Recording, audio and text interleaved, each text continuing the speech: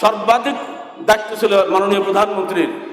অন্যরা যেখানে সারা দুনিয়ার লোক তাকে টিটকারি করছে, ধিক্কার দিচ্ছে, আপনি কেন চুপ করে ঘরে বসে আছেন?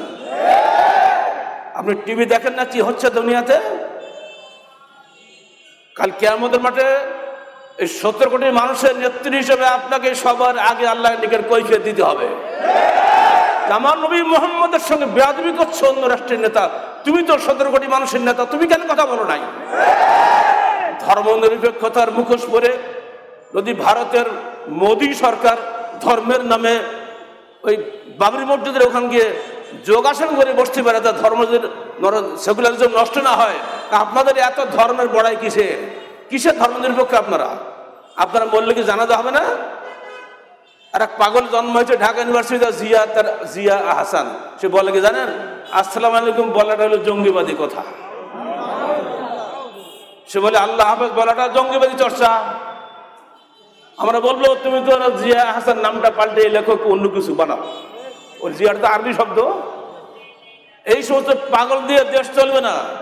এটা মুসলমানের দেশ, এটা পাগলের দেশ না।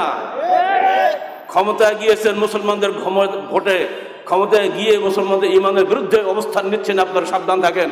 আল্লাহর পক্ষ থেকে গজব আসলো বলে আপনাদের উপর। একটা করোনা ভাইরাস দিয়ে হবে না, পারলে আল্লাহ আরো ভাইরাস বাড়াবে আপনাদের নেতাগুলো খতম করার জন্য। সাবধান হয়ে যাও দুনিয়ার মানুষ।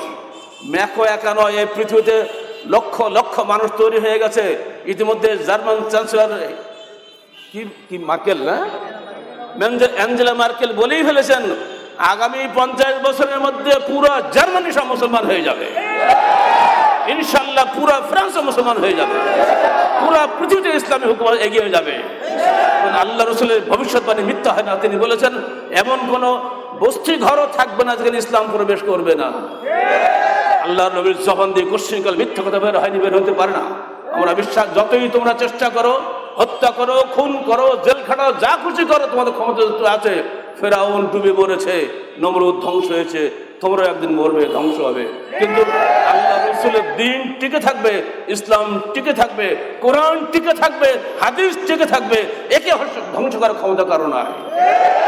কারণ আল্লাহ পাক বলছেন নাহনু নাযালনা যিকরা ওয়া ইন্না লাহু লাহাফিজুন। আমি কোরআন নাযিল করেছি, আমি আল্লাহ, আমি কোরআনের হেফাজত করব।